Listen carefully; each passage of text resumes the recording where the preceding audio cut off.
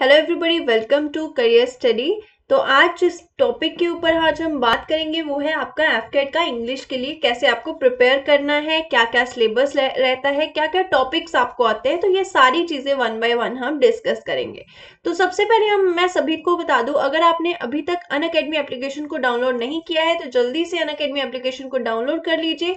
यहाँ पे आपको सीडीएस, एफकेट, सीएपीएफ से रिलेटेड जो भी आपके डिफेंस एग्जाम है उनके लिए आपको अफोर्डेबल एंड क्वालिटी एजुकेशन जो है वो यहाँ पे मिलता है। साथ ही साथ इंडिया के बेस्ट एजुकेटर्स के द्वारा आपको यहाँ पे अपनी प्रिपरेशन करने का मौका मिलता है। तो चलिए आज मैं आपको बताती हूँ कि अगर आपको सीडीएस एफकेट में 50+ फुल लेंथ पेपर चाहिए, sectional and PYQ test series चाहिए, तो ये सारी चीजें, या फिर आपको chapter wise practice sections and free live classes चाहिए, तो आप जो है 399 का सब्सक्रिप्शन लीजिए, जो पूरे साल का सब्सक्रिप्शन रहेगा। और इस सब्सक्रिप्शन में जो है आपको बहुत सारी चीजें जो है वो बिल्कुल पूरे साल के लिए बिल्कुल फ्री ऑफ कॉस्ट मिलेंगी।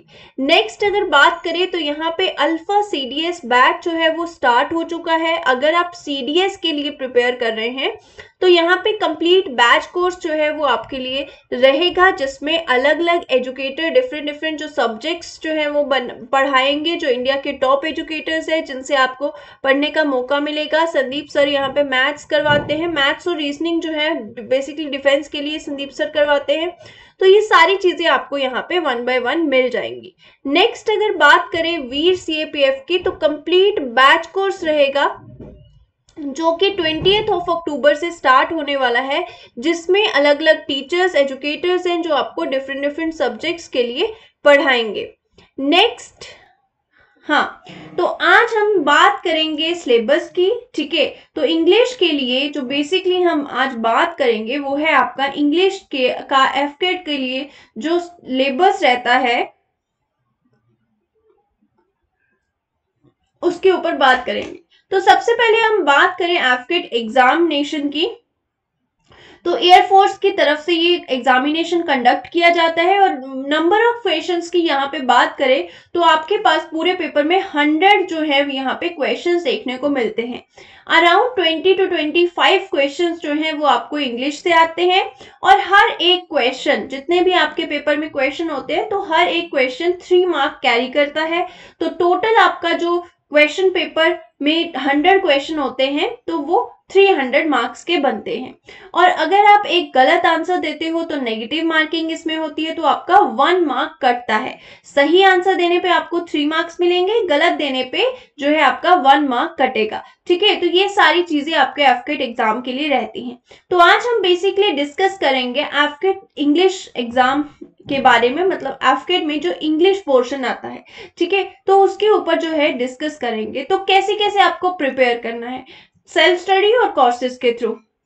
सबसे पहले अगर मैं आपको बताऊं तो list of one word substitution. तो सबसे पहले मैं आपको एक बात बता देती हूँ कि जो भी बच्चे डिफेंस के लिए प्रिपेयर कर रहे हैं, तो होप की सीडीएस एंड एफकेट का बेसिकली बच्चे जो है वो पेपर देते हैं। तो अगर मैं देखूं तो सीडीएस में अगर आपका ग्रामर जो है वो बहुत ही बेसिक स्ट्रॉन्ग है तो आप बहुत अच्छा स्कोर कर सकते हैं। लेकिन दूसरी ही तरफ अगर एफकेट में देखा जाए तो एफकेट में आपका वोकैब स्ट्रॉन्ग होना बहुत जरूरी है। ये किस पे डिपेंड करता है कि नंबर ऑफ जो टॉपिक्स आते हैं उनका जो ज्यादा वेटेज रहता है वो कहां से रहता है, वोकैबुलरी में से रहता है, ठीक है।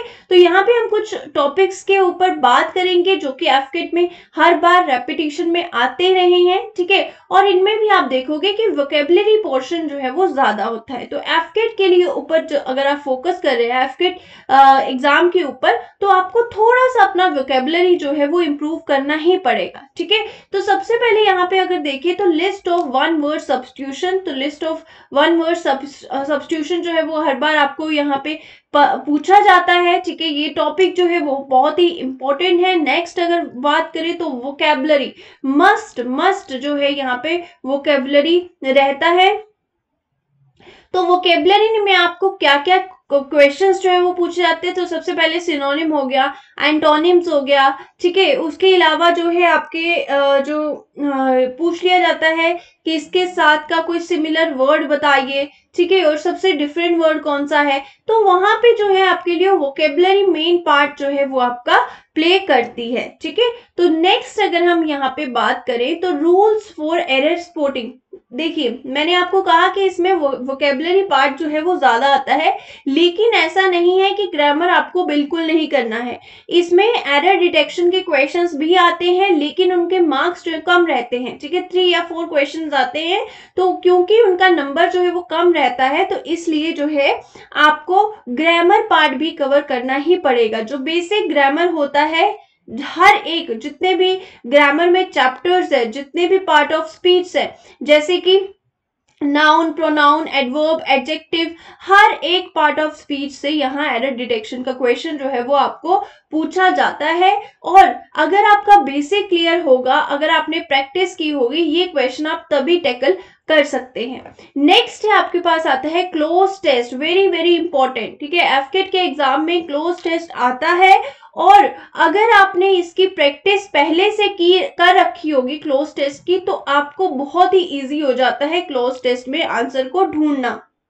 ये बिल्कुल प्रैक्टिस के ऊपर बेस्ड रहता है। और सेकेंड, वोकेबलरी इसमें स्ट्रॉन्ग होनी चाहिए, सो दैट कि आपका जो वर्ड्स है वो आप अच्छे से पिक कर पाए। और थर्ड चीज आपकी ये होनी चाहिए कि आपकी अंडरस्टैंडिंग, क्लोज टेस्ट जो भी आ रहा है तो उसमें आपकी अंडरस्टैंडिंग अच्छी होनी चाहिए, रीडिंग पावर अच्छी होनी चाहिए, सो दैट कि आप उसको अच्छे से कम टाइम में ग्रैब करके आंसर दे सके। नेक्स्ट अगर चैप्टर की बात करें तो वो है एक्टिव पैसिव, ठीक है।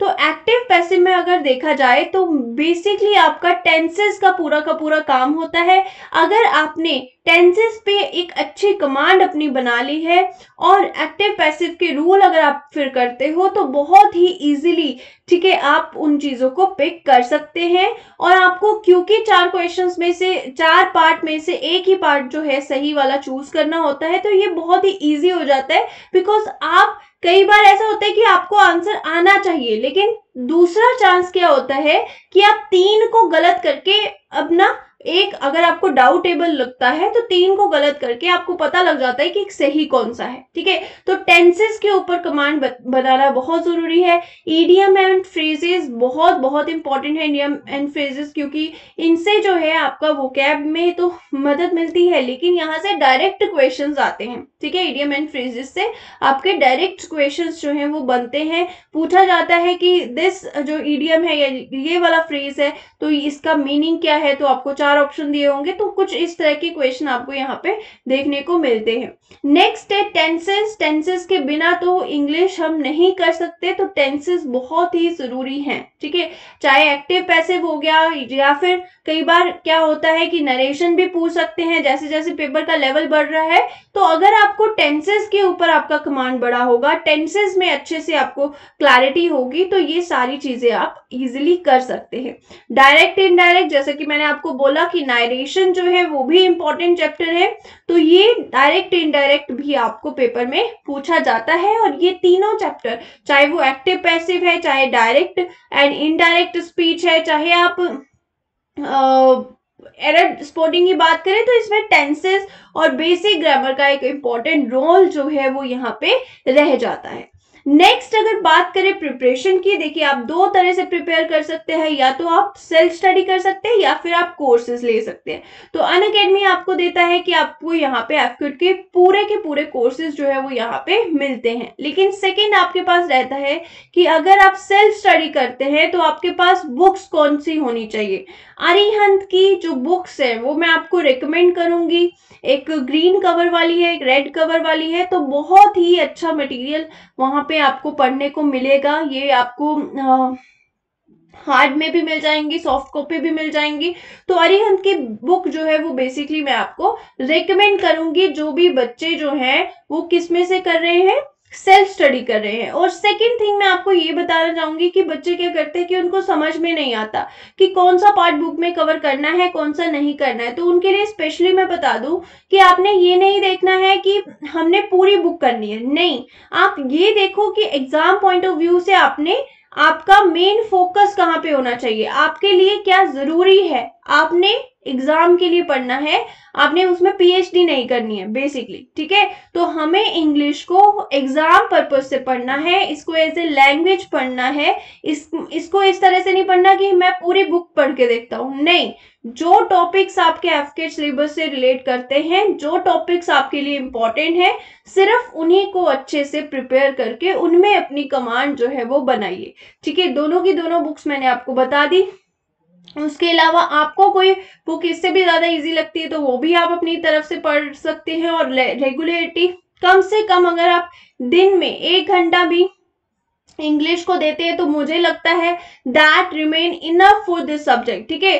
क्योंकि यहाँ पे आपको ज्यादा वर्क नहीं करना पड़ता, ठीक है। जैसे जीके है या मैथ्स है तो उसमें प्रैक्टिस बहुत ज्यादा, तो इसमें आपको प्रैक्टिस भी कम चाहिए होती है, बिल्कुल चाहिए होती है, ये नहीं मैं कह रही हूँ कि नहीं चाहिए होती है, चाहिए होती है, लेकिन बाकी सब्जेक्ट से कम चाहिए होती है। और सेकेंड थिंग कि यहाँ पे आपको जो है टाइम भी कम देना पड़ता है। अगर आप 1 घंटा मिनिमम देते हो एक दिन में, ठीक है, तब भी जो है आप बहुत अच्छा स्कोर जो है वो पेपर में कर सकते हैं।